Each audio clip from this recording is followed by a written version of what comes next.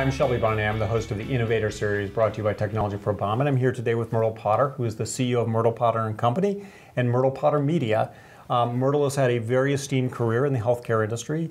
Most recently, she was the President and Chief Operating Officer at Genentech, and is also named by Fortune Magazine 3 times as one of the 50 most powerful women in business. So Myrtle, it's such a pleasure to be here with you. Thank you. I'm glad to be here. So you've had an amazing career and achieved a lot and I think made huge contributions. But I'm also just kind of curious from kind of an advice standpoint. Do you have any particular kind of wisdom you would take or lessons learned that you think our viewers would benefit from? Gosh, I have a lot. I guess I would say, as it relates to my career, one of the things that served me really well is I seriously never put a lot of emphasis on getting promoted. For me personally, what was meaningful for me in my value set was to make a difference in every single job I had. For me, that was the biggest reward. Now, I'd have people tell me all the time, well, what if you're doing your best, you're working like a dog, and you're not getting your just due?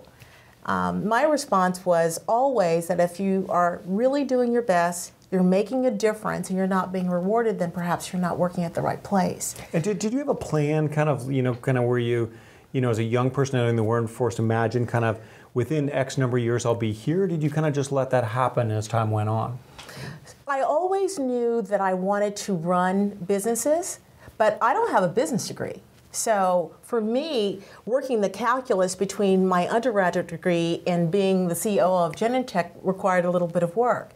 So I didn't sit back and plot and plan, I'm going to be here and here and here. What I did do, though, was I sought the broadest set of experiences I could possibly get. I took lateral positions to get the right experience because I knew that the only way you grow up to run a company is if you've got the requisite skill base to support you being able to take on a responsibility like that. And did you go in and actively pick, did you let those happen to you, or did you go in and say, I'd really like to, these are some skills I don't have and I'd be interested in a position in that if you could find one? So I did both. I took opportunities as they came, but I also worked to fill in the blanks where I didn't have certain experiences. I got the opportunity to do the business planning, for example, for a company known as Merck that is now AstraZeneca, a $35+ billion company. That experience was so vital to me because it taught me how a business operates from the ground up by virtue of the fact that I had to do the early planning for it. So there were opportunities like that I sought when they came along, but I also worked hard to really understand what skills I didn't have so I could really talk to management and ask about getting those experiences. Fascinating. Maybe talk a little bit about what's it like now being in a smaller company. So you've gone from kind of a big company, probably with a big staff and a lot of people that at your whim you could get to help out on stuff, to now being a leader in a smaller company. Yeah, it's very different. Yeah. It's very different. Sometimes harder. Sometimes a lot harder. I love being an entrepreneur. I love the fact that I can have, honestly, much greater control over what I do day to day. When you're running a $4 or $5 billion business, so much of your schedule is planned for you.